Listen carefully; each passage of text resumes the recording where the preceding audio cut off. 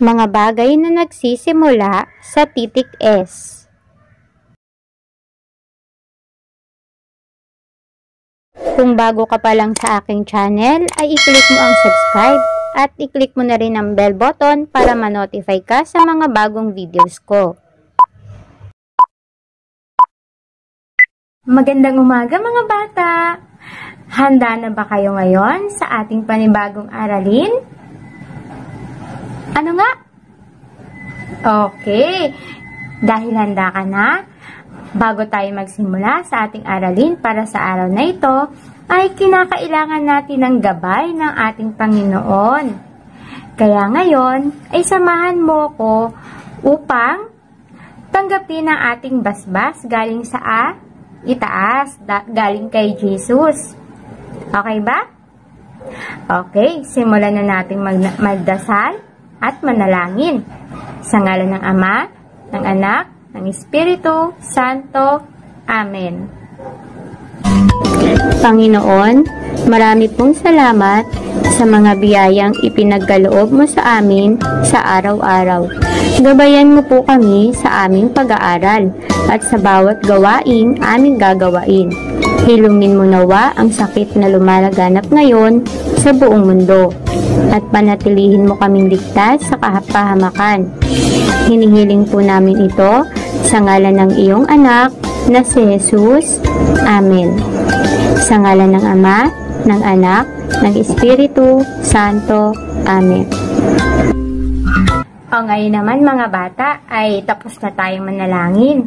Samahan mo naman ako ngayon na magpalakas ng katawan. Gusto kasi ni teacher na maging malusog ka at malakas ang iyong katawan araw-araw. So, kailangan nating, ayan, unatin na naman ang ating katawan. Palakasin natin. Ayan, unatin natin. Kaya ngayon, ikaw ay tumayo at samahan mo ko sa aking pagsasayaw. Handa ka na ba? O, dali na. Ipakita mo nga sa akin na ikaw ay handa na. At tumayo ka na ng maayos at ihanda ang iyong sarili sa ating bagong sayaw sa araw na ito. At kinakailangan, syempre, kabisaduhin mo ang ating sayaw. Naintindihan mo ba? Okay, so dahil naintindihan mo na, simulan na nating sumayaw.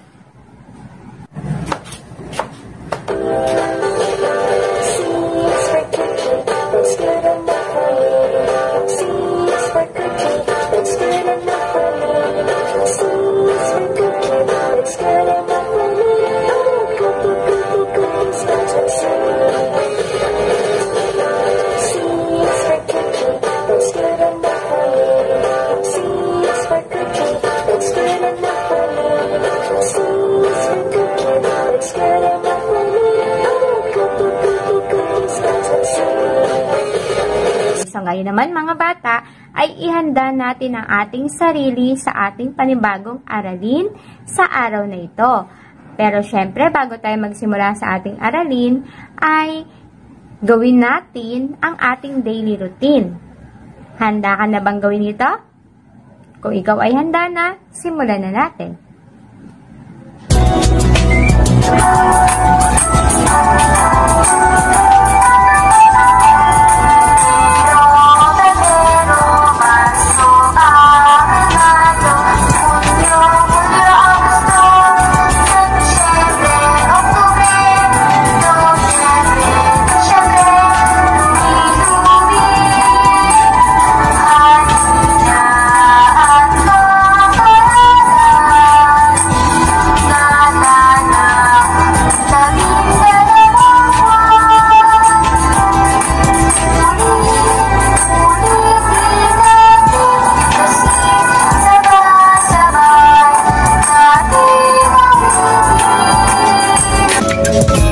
Tayo naman ay dumako sa ating balitaan. Ikaw nga ay magulat.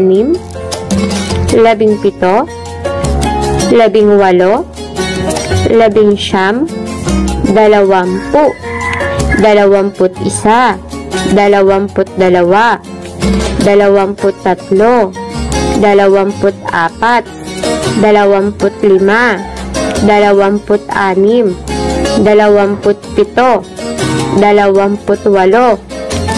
24, 25, 26, 27, 28, 29, 30, 31, 32, 33, 34, 35, 36, 37, 38, 39, 40, 41, 42, 43, 44, 45, 46, 47, 48, 49, 50. Ayan, mahusay. Alam niyo na kung ano ang tamang bilang ng 1 hanggang 50. Ayan mga bata, nagawa na natin ang ating mga daily routine. Ngayon naman ay ihanda mo ang iyong sarili sa ating bagong aralin para sa araw na ito. Ngunit bago tayo magsimula sa ating aralin, tayo muna ay magbalik-aral. Ngayong araw mga bata ay tatalakayin natin o pag-aaralan natin ang mga bagay na nagsisimula sa titik S o letter S. Handa ka na ba? Okay, simulan na natin. Mga bata, ano ang inyong nakikita sa ating larawan ngayon? Isa ito sa paboritong kinakain ng mga unggoy. At paborito rin ito ni teacher. Ano ito? Okay, ito ay saging. Saging. Sabihin mo nga. Saging. Mahusay. Ito naman mga bata. Ito ay ginagamit na pampaasim. Katulad ng sinigang Ayan, nilalagyan natin ito ng bagay na ito. Ano ito? Okay, ito naman ay tinatawag nating sampalok. Sampalok. Sabihin mo nga, sampalok. Mahusay. Okay mga bata, ang bagay na ito ay ginagamit natin sa ating buhok. Ito ay pinapalambot ang ating buhok kapag ginagamit natin siya. Tinatanggal niya yung mga buhol-buhol. Anong tawag natin dito? Alam mo ba kung ano ito? Sige nga, sabihin mo nga kung ano ito. Tama, ito ay suklay. Sabihin mo nga, suklay. Ito naman mga bata ay ginagamit natin sa ating ngipin. Nililinis nito ang ating ngipin kasama ng toothpaste. Ano ang tawag natin sa bagay na ito? Tama, ito ay toothbrush sa Ingles. Ano naman sa Tagalog? Mahusay, ito ay sipilyo. Sipilyo. Sipilyo. Ito naman mga bata, ginagamit ito ng mga katulad mo na bata. Ito ang pinapasuot sa inyo ni nanay o di kaya ni tatay upang hindi kayo mainitan. Ano ang tawag natin dito? Ito ay tinatawag na undershirt sa Ingles. Ano naman sa Tagalog? Mahusay, ito ay sando. Sando. Sabihin mo nga, sando. Mahusay. Ito naman mga bata, ano itong nasa larawan ninyo? O nasa larawan ni teacher? Ano ang bagay na ito? Sa English, ito ay ice cream. At ang katulad mo na bata at kahit si teacher ay sarap na sarap dito. Alam mo ba kung anong tawag dito sa Tagalog? Okay, ito ay tinatawag nating sorbetes. Sorbetes. Sabihin mo nga, sorbetes. Mahusay. Ito naman mga bata. Ito ay ginagamit natin kapag tayo ay aalis. Kapag tayo ay maglalakad o magja-jogging. Ano ang tawag sa nakikita mo? Ito ay pamprotekta ng ating mga paa. Ito ay sa Ingles, tinatawag nating shoes. Ano naman siya sa Tagalog? Tama, ito ay sapatos. Mahusay. Ang bagay na ito naman mga bata ay ginagamit na pangsahog. Kapag nagluluto si nanay o si tatay, kailangan ito sa pangrekado ng ating mga pagkain. Ano ang tawag dito? Ito ay onion sa Ingles. Sa Tagalog, ano kaya? Sibuyas. Sabihin mo nga, sibuyas. Mahusay. Ito naman mga bata, ano ang tawag natin dito? Ito ay anak ng mga manok. Anong tawag sa kanya o sa kanila? Lakasan mo nga. Tama, ito naman ay tinatawag nating sisiw. Sabihin mo nga, sisiw. Lakasan mo. Okay, very good. Mahusay. Ito naman mga bata. Ano ang tawag natin dito? Okay. Ito mga bata ay nilalaro ng mga bata ng inyong mga kuya. Sa Ingles, ito ay tinatawag nating kite. Sa Tagalog kaya, ano ang tawag natin? Maaari mo bang sabihin? Tama. Ito ay tinatawag nating saranggola. Sabihin mo nga, saranggola. Sapa. Mahusay. Ito naman mga bata, ano ang tawag dito? Ito Ito ay ginagamit natin sa pagbukas ng ating pintuan kung ito ay nakasarado o nakalock. Lalo na kapag tayo ay umaalis ng bahay. Ano ang tawag dito? Sa Ingles, ito ay key. Sa Tagalog, ito ay lakasan mo nga. Tama, ito ay susi. Sabihin mo nga, susi. Mahusay.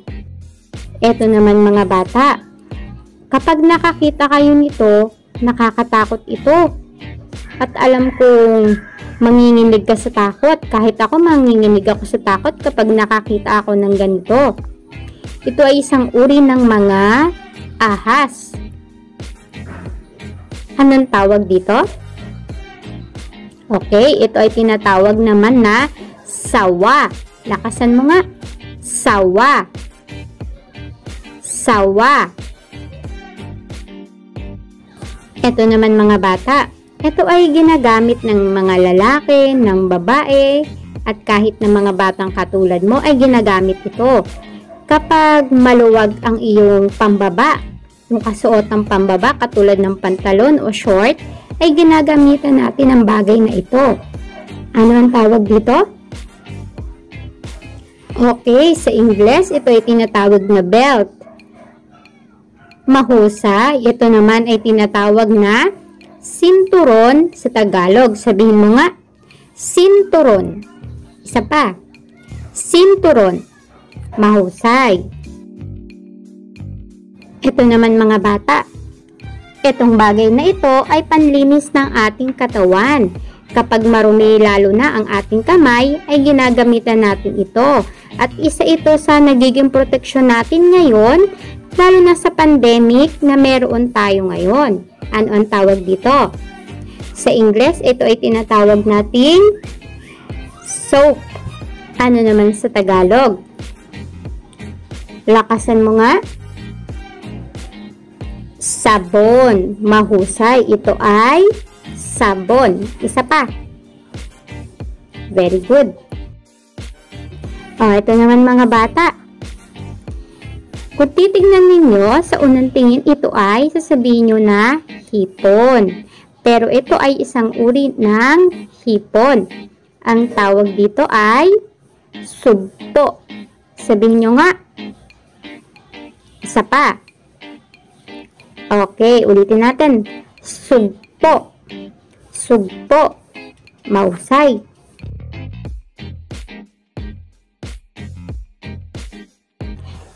Ito naman mga bata.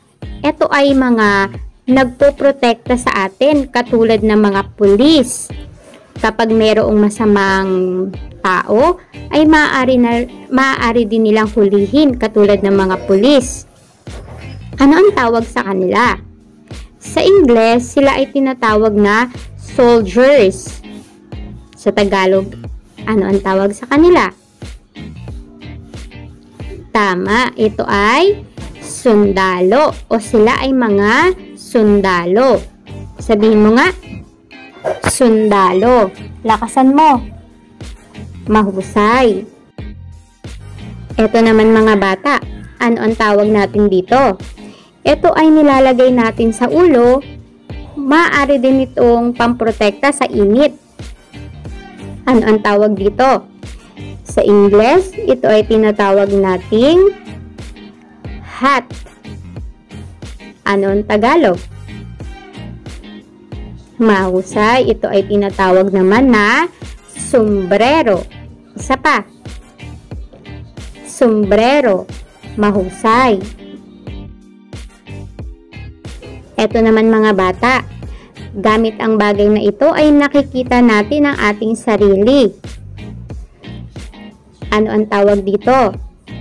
Sa Ingles, ito ay tinatawag na mirror. Ano naman sa Tagalog? Mahusay. Ito ay tinatawag nating salamin. Isa pa nga. Salamin. Mahusay. Para sa ating unang gawain mga bata, kulayan ng paborito mong kulay ang lahat ng titik S.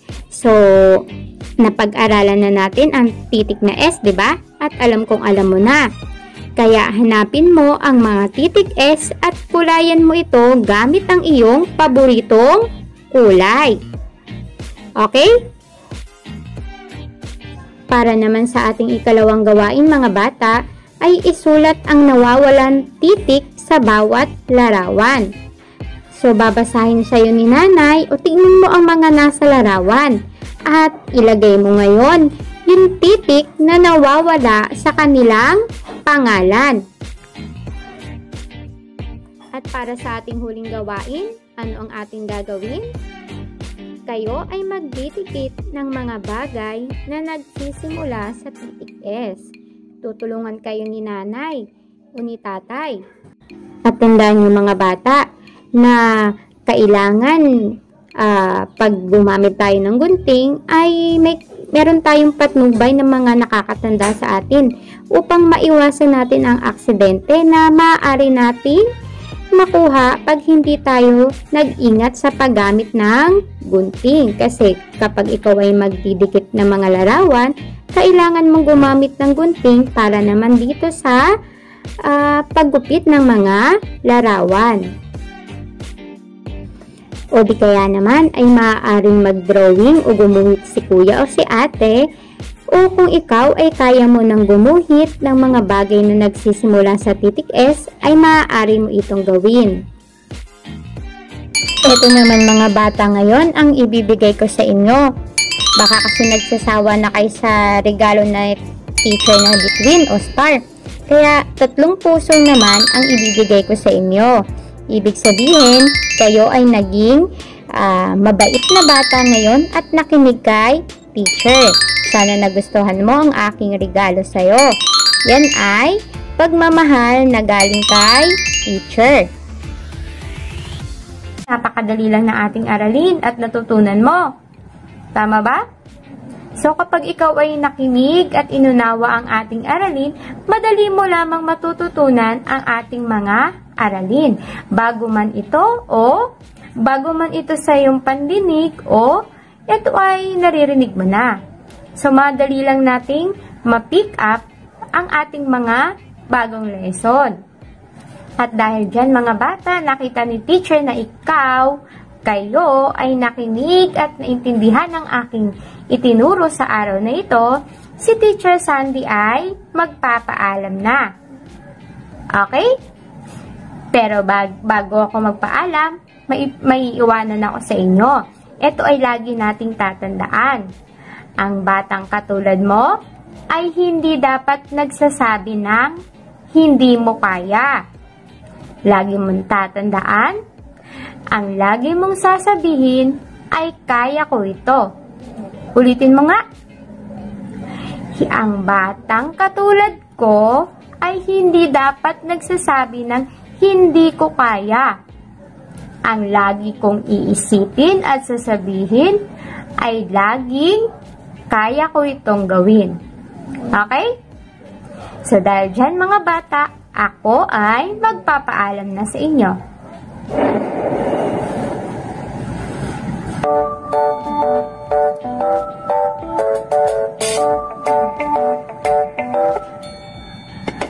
Maganda-handa tayo uuwi na, bukas na ulit tayo magkikita.